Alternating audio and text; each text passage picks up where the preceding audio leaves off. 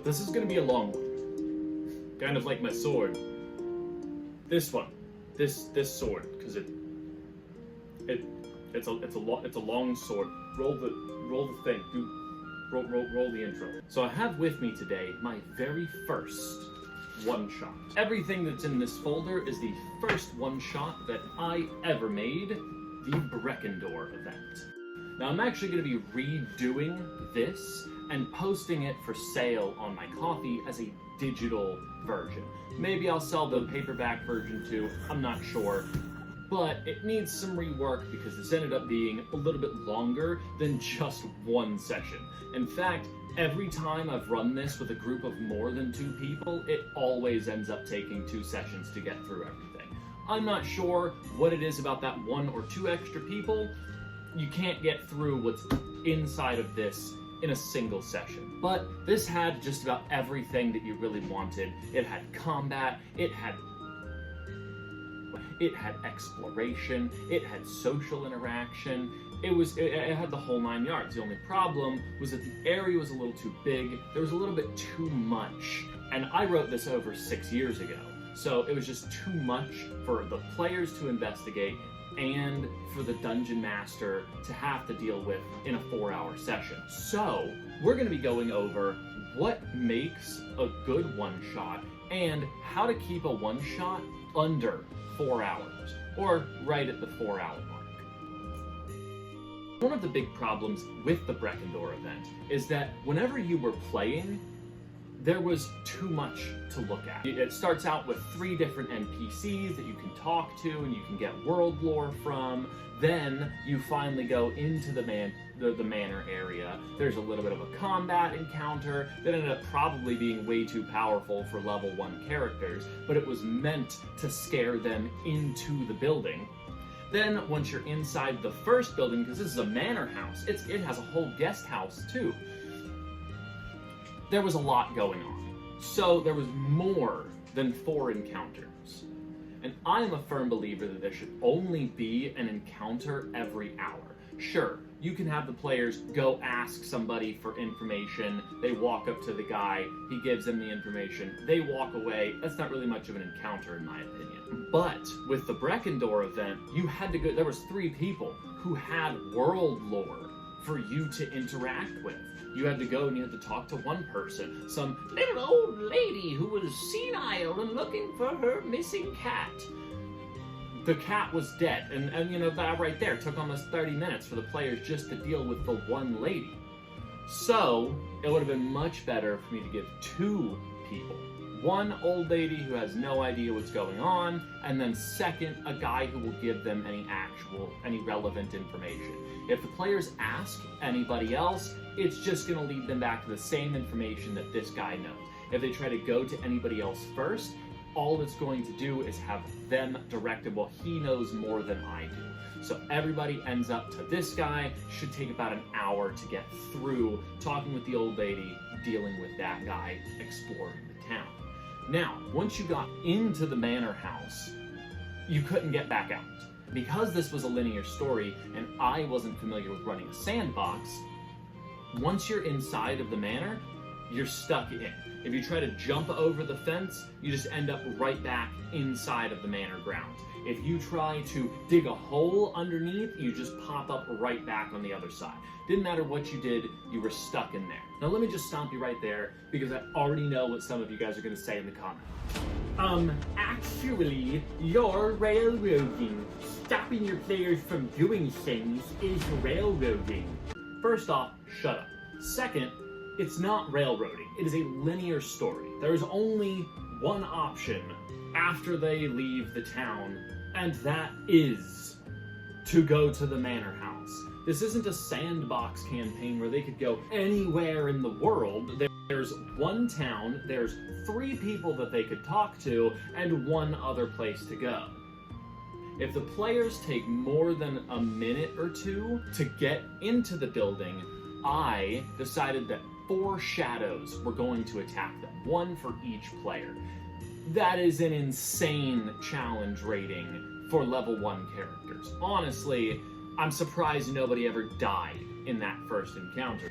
But the 4 shadows attack like I said, it's an insane challenge rating. I'll put the estimated challenge rating right here, but it was a tough one. Next, once you get inside of the building, there was a whole bunch of room. It was an old rundown manor house, and I gave them a foyer. You had the living room, you had a private study, you had a kitchen, and you had a whole upstairs that you could explore. All of that took about 2 hours for everybody to get through. So I've already spent 2.5 hours just getting everybody there. Then everybody knows that the secret door is in the study. It's not something that's really complicated for people to figure out. The secret room is in the study. You go in, you turn a thing, boom, you're underground now. And then you have to fight another monster, which leads you to another part of the building, and that right there, that's 4 hours. Not even fighting the monster. Most of the time, that took us over a half an hour. So we're looking at 4.5 hours of time just to get through half of the game. Then, once you've fought the monster, you have to go back, you have to do this, I can't exactly remember. It was a lot. So, we're gonna fine-tune this down. The very first thing, like I said, we only should have had to talk to 2 people. I should never have made another person to just confirm what this guy said. If the players really wanted to, I could have just said, nobody else in town knows. Or they could have tried to go ask somebody. Those people are just gonna direct them right back to Old Man Whitaker. Just can't remember his name. Then, the combat encounter. I don't think anything was wrong with giving them a combat encounter as soon as they get in. You walk into the gates ominously close behind you. Anybody who tries to get out just ends up back inside. You spend more than a few minutes standing there. Eventually the shadows show up to force you into the house. The problem came from the manor house. I had encounters in some of the other rooms. There's the ghost of a child over here. You can actually search through the kitchen and find forks and knives, and I had all of that stuff written out, when I really should have just given, oh, you're in the foyer. I look around the foyer, you don't find anything. Okay, moving on to the next room, guys. Then, when they get into the kitchen, I could have told them there's some knives, there's some old pots and pans, and there's some cooking oil. So when he wants to grab the oil, so they have a flask of oil to throw at enemies, that's fine. Boom, we're moving on to the next room. We've only taken 10 minutes in this house. The point is that everything needed to be shortened down. And finally, I should have made it much more obvious where the trap door was, where this secret entrance is. The secret entrance should not have taken 20 minutes to find. And now we've explored the town, we've encountered the shadows, we've searched every single room in the house and found our way to the secret entrance underground in less than 2 hours. That is how the game should have ran, but it didn't. The next thing that you need to understand is beyond combat. It has to do with the room. You roll a perception check to show characters what's in the room. You roll an investigation check to let them mess with things in the room.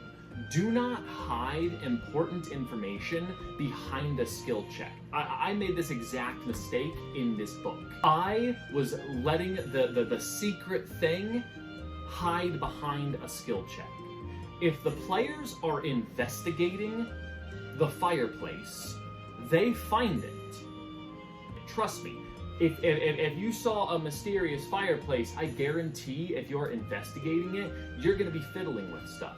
Say they take 10 minutes to look through, they move logs around inside of the fireplace, they check the little closey thing up inside, and then they start messing with the little gargoyles on it. One of them turns, they get inside.